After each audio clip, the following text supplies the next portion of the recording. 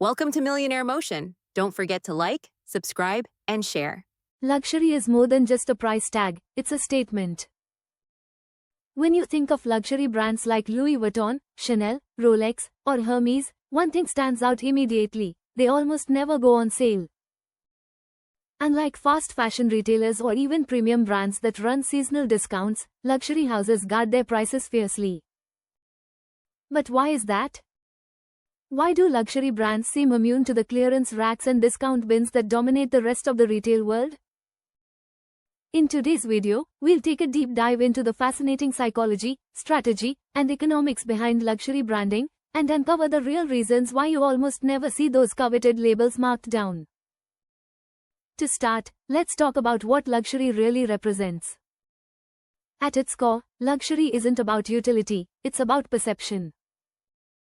A leather handbag may serve the same basic function whether it's from a mid-tier brand or from Hermes, but what you are truly buying when you choose Hermes is exclusivity, heritage, and status. Luxury products signal belonging to a special club, one where not everyone has access. If luxury brands started slashing prices like ordinary retailers, that sense of exclusivity would vanish overnight. This is the first and most powerful reason: luxury thrives on scarcity and perceived inaccessibility. Now, let's dig into the economics of luxury.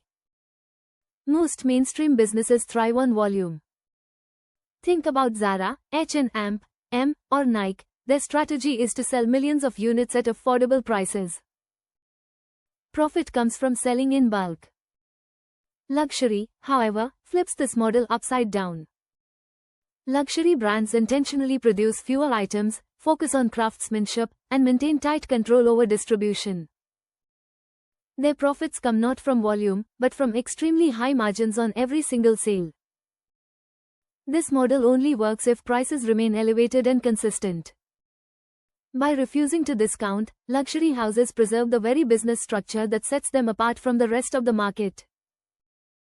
But there's another layer: psychology. Human beings are wired to associate price with value. A $10,000 watch isn't just a way to tell time, it's a marker of success, wealth, and aspiration. If Rolex suddenly offered a 50% discount, the entire psychology of owning a Rolex would change. It would no longer be the symbol of achievement that people aspire to, it would just be another watch. The dream factor would be destroyed. Luxury brands carefully cultivate this psychology, ensuring that their products remain objects of desire rather than everyday commodities. Let's take a closer look at some examples. Louis Vuitton has never held a store-wide sale in its entire history. If you walk into a Louis Vuitton boutique in Paris, New York, or Tokyo, the prices are the same, full retail. Why? Because Louis Vuitton understands that consistency builds trust in exclusivity. Customers know that waiting for a sale is pointless, so they buy at full price. Chanel does the same with its iconic handbags, which actually go up in price year after year.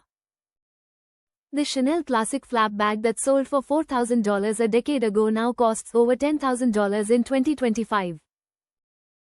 Instead of going on sale, luxury goods often increase in value, creating an investment-like perception.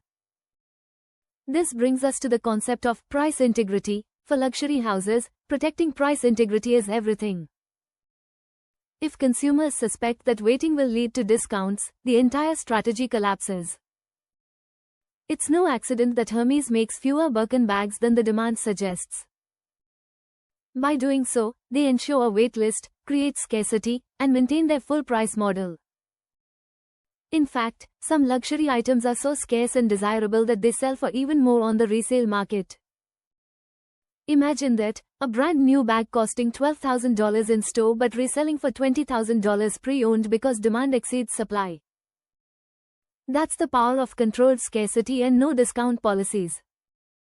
Luxury brands also rely heavily on storytelling. They don't just sell products, they sell a lifestyle, a dream, an identity. This storytelling is reinforced by advertising campaigns, celebrity endorsements, heritage narratives, and prestigious store locations. If these brands suddenly slashed prices, the narrative would fall apart. Think about it, would Dior still feel as special if its dresses were hanging on clearance racks next to mid-tier labels? The dream is sustained by the illusion of rarity and unattainability. Discounts break that illusion. Now let's touch on another important aspect. Luxury is about long-term brand equity, not short-term profit. Most retailers use sales to clear out excess stock and attract bargain hunters. But bargain hunters are not the target audience of luxury brands. If a brand like Gucci or Prada started discounting heavily, they might win short-term sales, but they would lose their core audience, the high-net-worth customers who buy luxury for exclusivity. Luxury houses know that protecting brand equity is more valuable than making a quick buck. That's why they'd rather burn unsold items or recycle them into new collections than sell them at a discount. Yes, you heard that right, luxury brands often destroy unsold goods to protect their exclusivity. Another key reason luxury brands avoid discounts is control over distribution. You'll rarely find true luxury items in outlet malls or third-party discounters. Brands like Burberry or Coach learned this lesson the hard way in the past. Once they allowed widespread discounting, their prestige eroded. Consumers began to see them as affordable luxury, rather than true exclusivity. In contrast, houses like Hermes and Chanel refuse to compromise on where and how their products are sold, ensuring full control over price and brand image. It's also worth noting that the modern luxury consumer has changed. Millennials and Gen Z, who are now major buyers of luxury, value experiences, identity, and exclusivity more than ever. Social media has amplified this by turning luxury goods into status symbols online. If a product is too accessible, it loses its viral appeal. Part of the allure of luxury is being able to say, not everyone has this. By never going on sale, luxury brands keep that allure alive, ensuring that their goods remain desirable in both the physical and digital worlds. But here's where it gets even more fascinating. Luxury brands don't just maintain prices, they raise them constantly. Each year, brands like Louis Vuitton, Chanel, and Hermes increase their prices across iconic products. Customers rush to buy before the next hike, knowing that their purchase may even gain value over time. This creates urgency and positions luxury goods as not just consumables, but investments. In a world where inflation affects everything, luxury brands have turned price increases into part of their allure. Instead of discounts, customers get a sense of urgency. Buy now, before it costs more. Some critics might argue that this strategy feels unfair or elitist, and in some ways, it is. Luxury is not meant to be accessible, it's designed to exclude. That exclusion is the point. For the ultra-wealthy, it's not just about owning a product, but about owning something that most people cannot. This sense of belonging to an elite club is what keeps luxury prices firm and why discounts would be brand suicide. In conclusion, luxury brands never go on sale because their entire business model, psychology, and identity depend on maintaining exclusivity, scarcity, and prestige.